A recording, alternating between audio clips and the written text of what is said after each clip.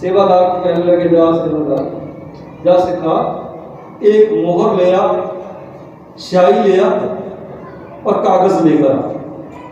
कागज मंगाया, मोहर मंगाई, स्याही मंगाई।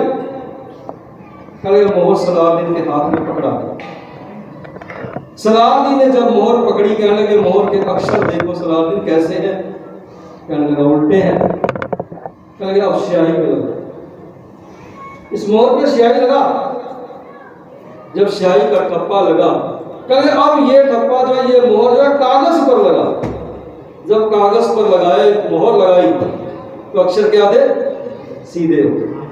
अक्षर सीधे हो गए। मोहर को देखना, मोहर के अक्षर उल्टे होते हैं, पर जब स्याही लगती है, ठप्पा लगता है, उसके बाद अक्षर सीधे हो जाते हैं। सलाहुद्दीन अक्षर पहले कैसे थे? उल्टे थे, अब कैसे हो गए? सीधे। इसी तरह कर्म उल्टे हो, कर्म उज्जवल ना हो,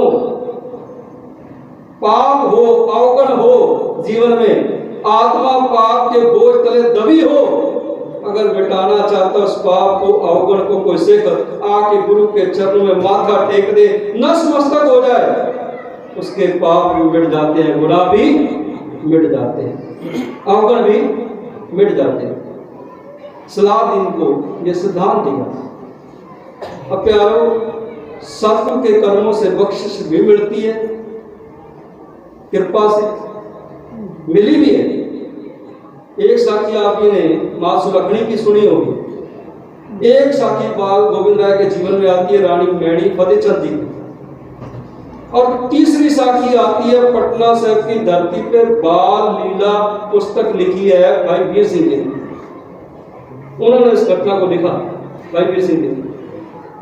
कहे एक गंगा के तट पे किश्तियां चलाने वाला, बहुत सुंदर सुंदर किश्तियां उसके पास है, बहुत सुंदर सुंदर नाव उसके पास है, बहुत बड़ा व्यापारी है, किश्तियां किराए पे चलती हैं, बहुत बड़ा काम है उसका, पर उसके घर में औलाद नहीं है। बाल लीला पुस्तक है भाई वीर सिंह जी की लिखी हुई, जितने भी बचपन की घटनाएं हैं सारी उन्होंने लिखी हुई। बालम साखिया नाम है पुस्तक का, जिसने पढ़ दी। बालम साखिया में लिखते हैं कि वो, उसको पता लगा उसकी घरवाली को कि पटने की गलियों में एक बालक खेल रहा है, और जो कोई भी उसके आगे अरदास करता है उसकी अरदास संपूर्ण हो जाती है।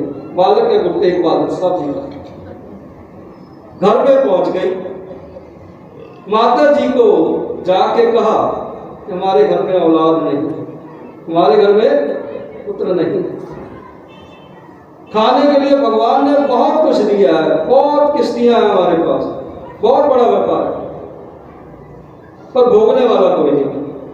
आगे बाल गोविंद राय जी बैठे थे, माता गुजर कौर इशारा करते हैं, बालक को देखते हैं। बाल गोविंद राय जी कहने लगे पुत्र ऐसे नहीं मिल जाते, औलाद ऐसे नहीं मिल जाती, कुछ देना भी पड़ता है, कुछ हाथों से निकालना भी पड़ता है, हाथ से निकालो तब मिलेगी औलाद। अच्छा, जबकि गुरु मांगता नहीं, सदगुरु मांग नहीं रखते सिख के आगे, मुझे ये दे देता मैं तुझे ये दूंगा। सिख के अंदर होती है कि मैं ये दूंगा तो मुझे ये कर देना, मैं इतना पाठ करूंगा तो मुझे ये कर देना। हम करते हैं ना, इतने दिन नंगे पैर आऊंगा तो मुझे ये दे देना, इतने सुन से के पाठ करूंगा तो ये दे देना, इतने अखंड पाठ करूंगा तो मुझे ये दे देना। ये सौदेबाजी सिर्फ इंसान करता है, पर गुरु ने बताया कुछ देना भी पड़ेगा। घरवाली जाके कहती है घरवाले को कि आज बाल गोविंद राय जी के पास तो गई थी, पर उन्होंने ये कह के वापस भेज दिया, कुछ चाहिए, कुछ देना पड़ेगा। अरे क्या मांग रहे हैं? जो मांग रहे थे दिया ना था, क्या मांग रहे हैं? अभी मांगा नहीं, कह रहे फिर बताऊंगा। कल जाना पूछना क्या कहते हैं। दूसरे दिन भी पूछा, कहे किश्तियां हैं ना तुम्हारे पास? कहे हाँ, जो सबसे सुंदर किश्ती है वो मुझे चाहिए, वो दे दो।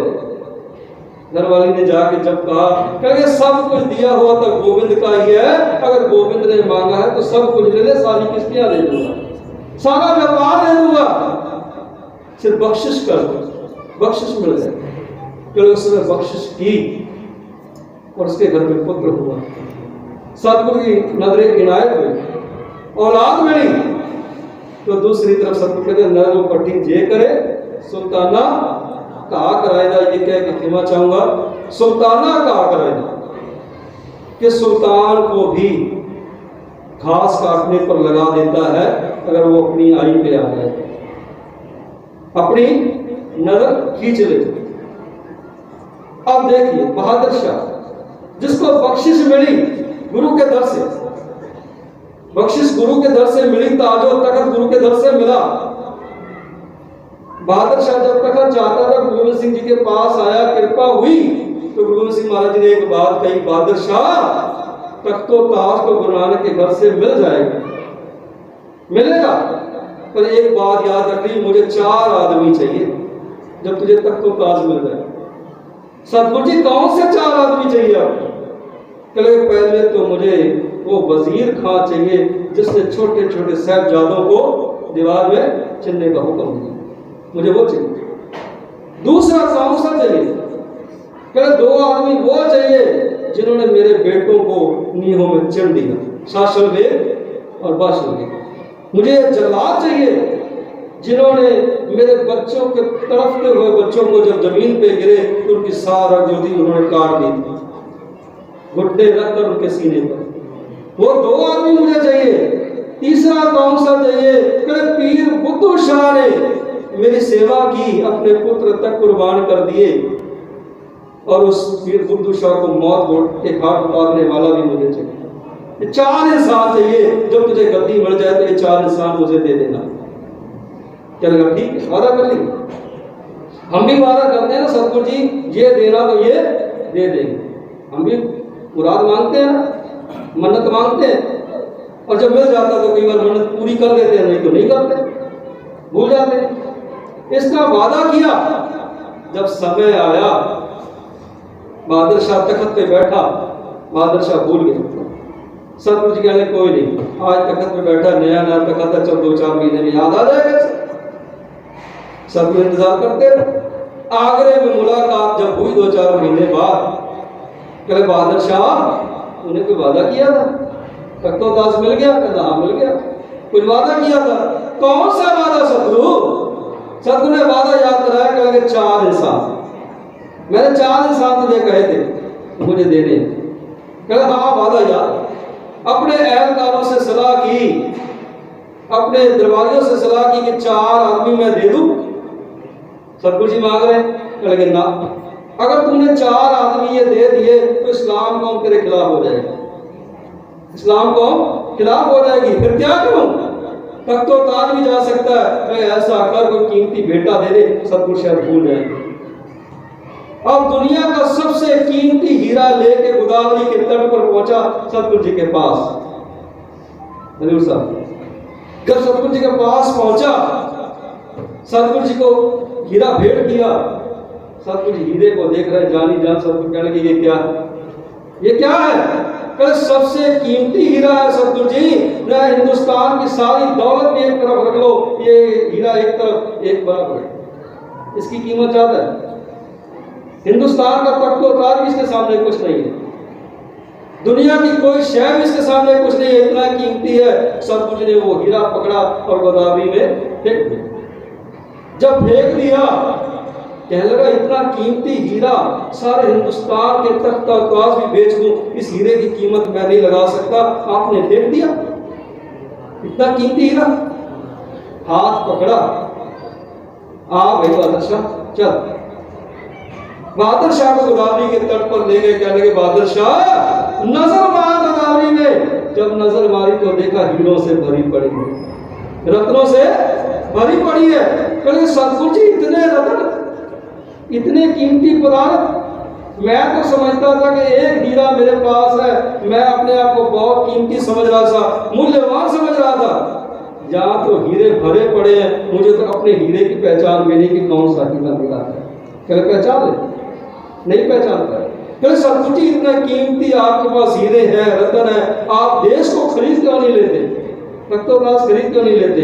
कहेंगे मैं देशों को खरीदने वाला नहीं, तख्तो ताजों को खरीदने वाला नहीं, मैं तो मन का व्यापारी हूँ, मन कोई बेचता है तो मैं ले लेता हूँ। मन बेचे सतगुरु के पास, इस सेवक के कारज रास, तूने मन बेचा था, तेरा कारज रास हो गया, पर तू आज भूल गया है। प्यारो बहादुर शाह उस दिन भूला, आज उसकी पीढ़ी जो है कलकत्ते में चाय बेच के गुजारा कर रही है। सतगुरु सुल्ताना कहा करें, अगर अपनी पे आ जाए तो सुल्तान को भी घास काटने के लायक बना देता है। बहादुर शाह की पीढ़ी आज गरीबी में गुजारा कर रही है, कारण यही है कि अपना वादा बहादुर शाह भूल चुका था, गुरु से गद्दारी की, और गुरु से गद्दारी का फल आज पीढ़ी को भुगतना पड़ रहा है। सतगुरु कहते हैं एक आदमी अगर जपता है तो 21 पीढ़ियों का निस्तारा कर जाता है, राज भाग दे जाता है। अगर एक बंदा को पाप कर्म करता है तो 21 पीढ़ियों को नरक में झोंक जाता है। सतगुरु कृपा करे, मेरे भरे हाथ रखे। भाग्य बदलता है जब मस्तक गुरु के दर पे टिक जाए और मन में पछतावा आ जाए तो उसमें भाग्य भी बदल जाता है। जो कुछ किस्मत में नहीं लिखा वो माँ सुलखनी की तरह मिल जाता है। एक चीज मांगता है इंसान को 7 पुत्र मिलते हैं, माँ सुलखनी मांगा एक बार, एक के बदले 7 मिले। सतगुरु कृपा करें, मेरे भरे हाथ रखे सबके सिर पर। विचार तो कुछ और ही मन में कि साधु की धूड़ मस्तक पे लगाएं तो जीवन में कैसे इनकलाब आता है। ये रात के समय की हाजिरी फिर आपके समक्ष रखूंगा कि साधु धूड़ कितनी दुर्लभ है, कितनी कीमती है। यहाँ पर इतने विचार करता हुआ आपसे क्षमा का याचक हूँ। गुरु चरणों से मिलने वाली बरकत में फतेह की दात अपनी अपनी झोली में डलवाओ। गज गज के बुलाओ फतेह। वाहिगुरु जी का खालसा, वाहिगुरू जी की फतेह।